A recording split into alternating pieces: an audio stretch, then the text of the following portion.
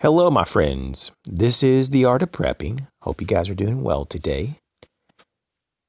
So let's talk about defensive force continuum, a topic we've talked about before, but it's been a while, and I really do like to revisit this topic from time to time. And so this is something that I think that on a regular basis, we need to keep thinking about the system that we have in place, our options that we have available to us on an ongoing basis, depending on what environment we're in. And there's a lot of people that are exposed, just wide open, to an attack. And a lot of people don't have any way to repel that attack or multiple types of attack. Some people have limited means of protecting themselves. And so the whole focus here is a force continuum, a lineup of options, and a thinking, a mindset behind all this. It's really interesting, to watch other people in public. I'm not really a people watcher. But I do have friends that do that on a regular basis. They like to sit somewhere in a public area and watch people.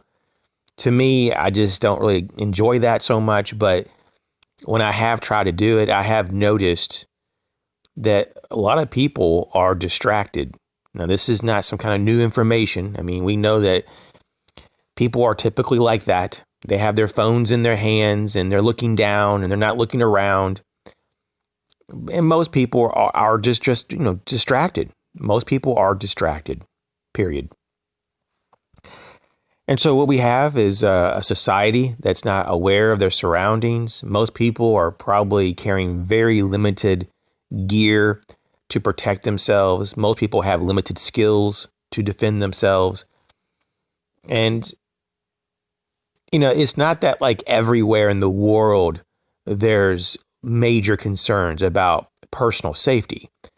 But there are a lot of opportunities for criminals these days to take advantage of people who are just not aware of their environment and that don't prepare a defensive strategy against crime, So in this commentary, I just want to kind of just highlight and reiterate some things in the past I've talked about and give you a lineup, an example, if you will, of a loadout that you could implement on your own person. Now, this may seem a bit overkill, and so you may just adopt elements of this.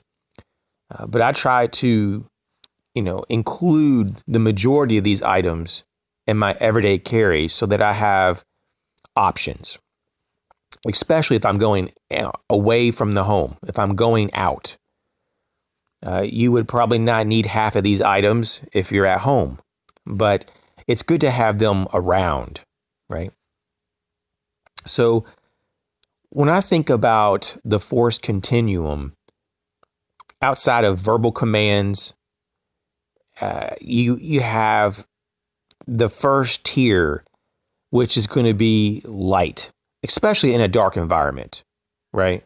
I mean, if it's daylight out, if it's a bright sunny day, shining a light in someone's face isn't going to probably have a lot of impact. Okay, let's just be honest. But especially if it's in low light conditions, a light can really cause an interruption in the other person being able to, ascertain information about exactly where you are and what you're doing and all that. So a light can sometimes stop someone in their tracks because they're not able to see what's in front of them, especially if you have a bright enough light. If you can put out a wall of light in front of someone, then you can stay, at distance. You can maybe stay 20, 30 feet away, right? Or even more, depending on your light. And even if someone does get a lot closer than 20, 30 feet that you perceive as a threat, they still can't really see you if you have that light in their face. And we'll get into a little bit later on here what you can do also with the light. that is more, kinesthetic in nature. But I think the first line of defense to warn someone outside of verbal commands like back off, hey, I don't want any trouble, stay away from me, don't threaten me, things like that. You can shout that, you can do whatever. Some people like to, blow on a whistle, or whatever. Whatever's your thing, to make some noise, to people to back off. And of course, you may be calling the police at that point, because you're worried that someone's going to attack you or whatever. But having a light is kind of like that first real line in the sand saying, hey, you're getting too close, or you're doing things that are threatening to me and all this. Now, sometimes in the real world, there is no warning. Typically there is, though, but if you're really aware of your environment. But sometimes it's out of the blue. Especially like in a very dense urban environment, you may be just walking next to someone on a sidewalk and all of a sudden they attack you. I mean, it can happen. So sometimes the warning or the amount of warning is very limited and or almost non-existent. So in that situation, a light wouldn't be very helpful if someone is actively attacking you physically. Well, at least, the light portion, shining the light in someone's face. It would be a little bit hard to do, possibly, and you may want to go higher on the force continuum.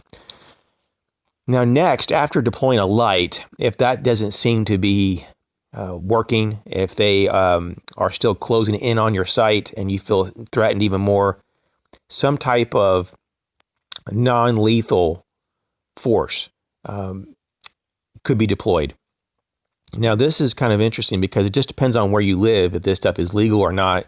I know I have a lot of people that watch my channel outside the U.S., and there's even some places in the U.S. that pepper spray, pepper gel, even pepper blasters, these things are not allowed. But where I live, it's allowed, it's legal. So I think that the Kimber Pepper Blaster 2 is pretty cool. It's a pretty cool product. It's been out for a while. It's nothing new. They have a couple of different colors to my knowledge. And, I think it's something that, even though it's only a 2-shot device, it's pretty potent.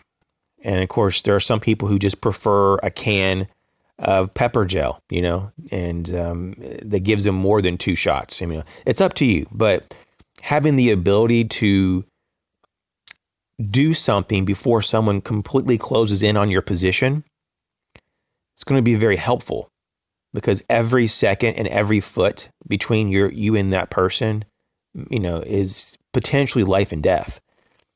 So if you felt that threatened and they're coming into your space in a very aggressive way, and you don't think this is going to go down very well, then hit them with some type of, once again, pepper spray, pepper gel.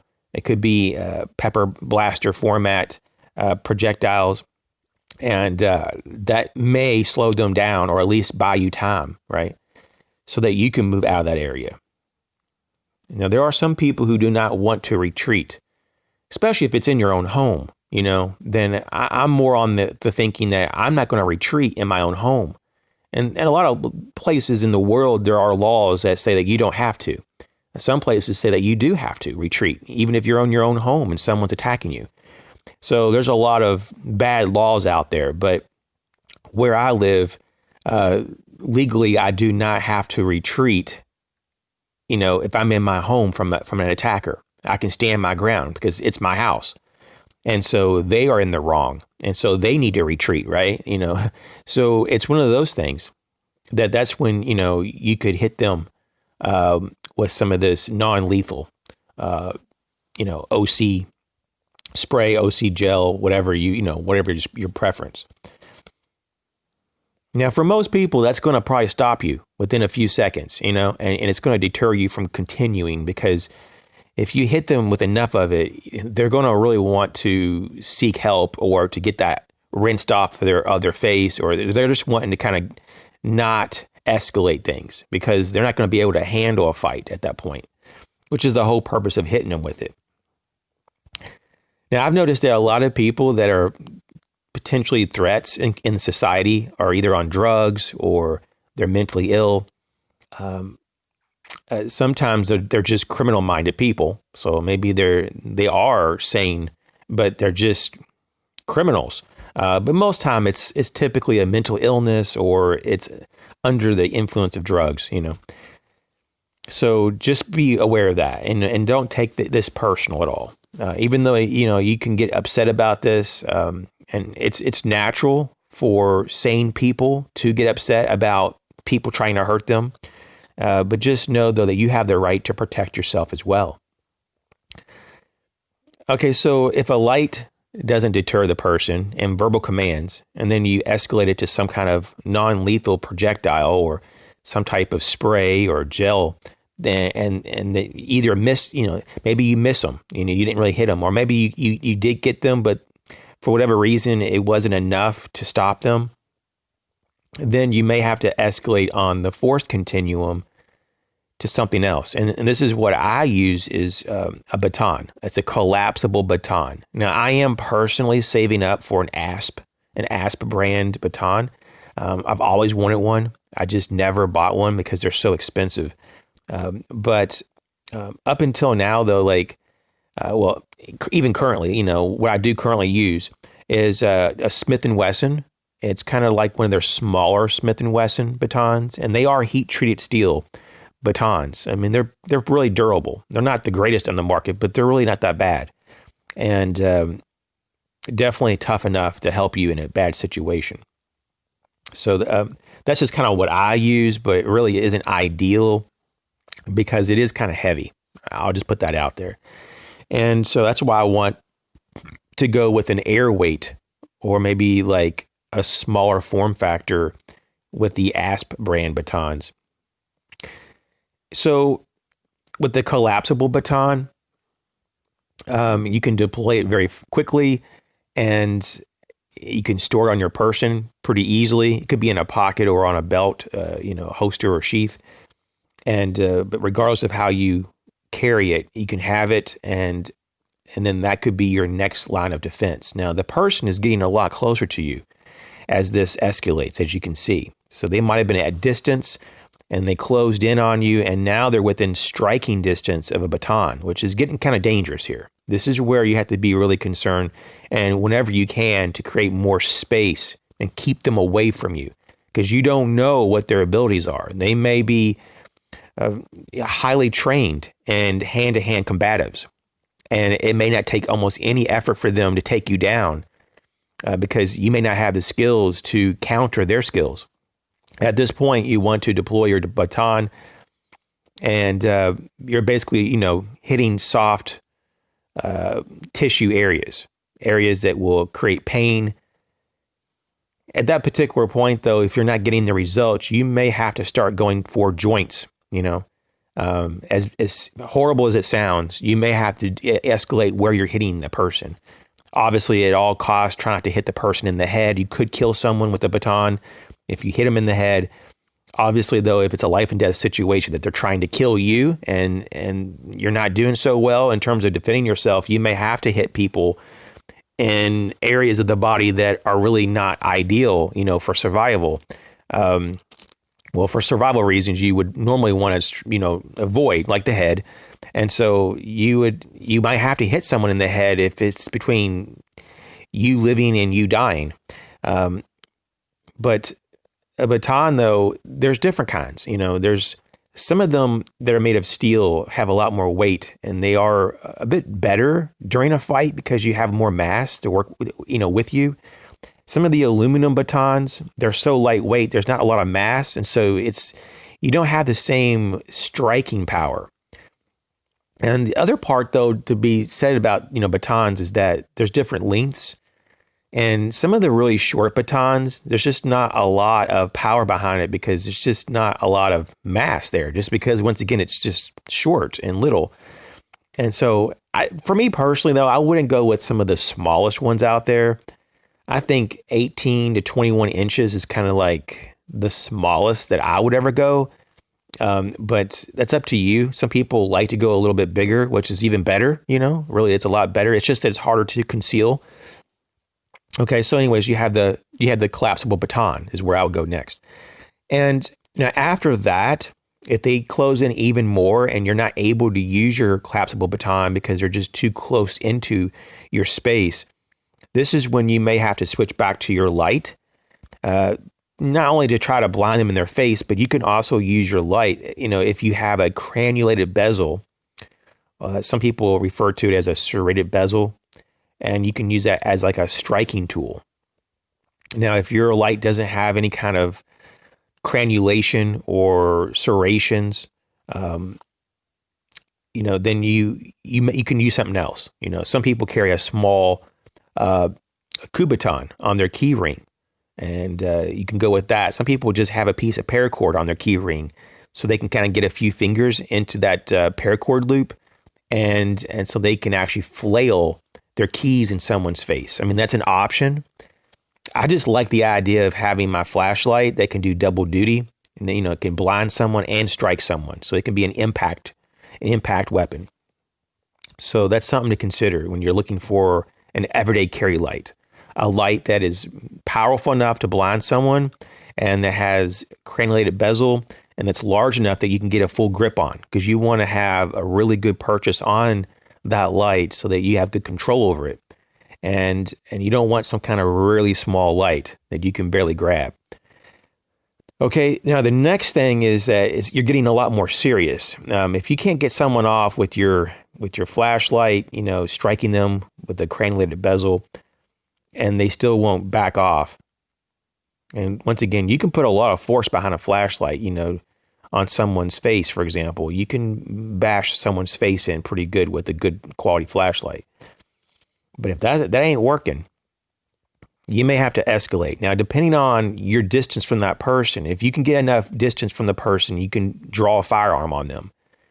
Of course, this is like a problem for some people because legally, speaking, unless the other person has some kind of means of deadly force that they're presenting, with, then you may have a problem in court to pull a gun on someone that's really like, quote unquote, unarmed.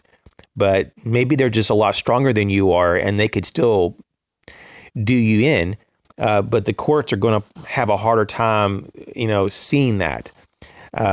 So this is a difficult situation. But in particular, if the person has some kind of weapon in their hands, then you're definitely going to have a better chance for in a self-defense situation in court. But regardless, though, in the moment, if you're being taken down and you need to draw your weapon, create as much space as possible. If you're in a situation, though, you don't have enough space to even draw your weapon, this happens sometimes. Sometimes a blade is actually a better option. So now we're obviously talking about, deadly weapons here. Blades and firearms are certainly deadly. So depending on your environment and the actual situation, whatever is the most optimum, you draw that weapon. But what I'm trying to say here is that it's good to have a good blade and a firearm as an option. And taking it even one more step, a lot of people have a backup blade and a backup firearm. Now, for some people, that's just way over the top. That's just not going to be practical. And I totally understand. For a lot of people, just to carry a firearm, period, is a big deal. But to have a backup is really optimum if it's something that you can work up to. In terms of spare magazines, I would have at least one spare magazine for your primary firearm. In terms of your backup firearm, you probably don't even need to worry about a spare magazine.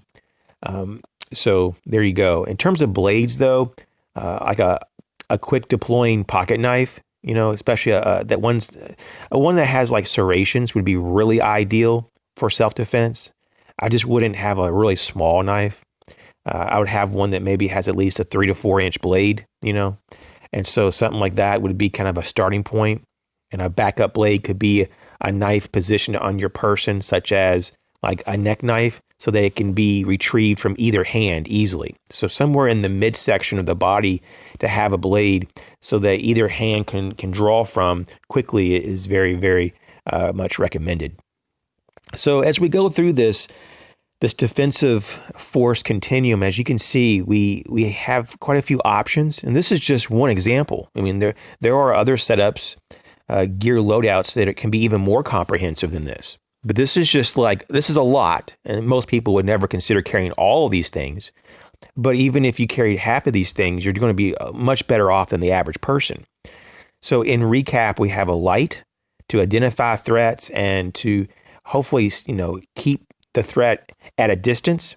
And next, we have some type of a non-lethal projectile to, keep them from closing in onto your location. Because remember, the closer a threat gets to you, the more danger you're in. So that could be pepper spray, pepper gel. It could be that Kimber pepper blaster too. There's a lot of other options as well. A collapsible baton. So if they do close in to the point that they're getting into your personal space, you need a way to create distance and to repel them. So maybe you have to use real force. And this is where a baton comes in. If they get within the space that a baton is not useful anymore, then maybe some type of impact weapon. It could be that you have a cannulated bezel on a light, maybe a coup baton, something like that. And if it gets to be very serious and you need lethal force to neutralize a threat, blades and firearms could be an option. Of course, a lot of these things are dependent on where you live in the world and the laws in your area. So for a lot of people, most of these options are not real options. Because legally speaking, you may not be allowed to carry that type of blade or a firearm or to have a baton or to have pepper spray. So you may be limited to something like a light. Maybe all that you can carry is a good light. So I would get the best light that you can and just make sure that it can handle, the force in case you need to use it as a blunt impact tool. And so you do what you have to do. For some people, they find items that are multi-use. For example, there's people that I know that walk around with canes. At least I've been told this, that in certain countries, there's people who walk around with canes. Not because they need a cane, but because the laws are so tyrannical that they're not allowed to have like traditional self-defense weapons. So they carry a cane around in case they need that cane to defend themselves with. So there you go. So sometimes you have to kind of work around, tyrannical laws and governments. My hope one day is that we wake up and we have a free world. But there's always going to be evil, and evil is always trying to suppress humanity. And so it's up to us to defend ourselves from this evil and to do what we have to do. And, in the moment when someone is trying to do great harm to you, you do what you have to do. And whatever the legal, fallout is, then that's what it is. But, the thing about this is that you don't want to just give up in a fight because you're like, man, I don't want to go to jail because I'm afraid the courts might prosecute me for defending myself. You have to do the right thing. And, if you have self-respect, then you're going to defend yourself and your family. And it's the right thing to do. It's the right thing to fight against evil. So you guys take care. I'll catch you later.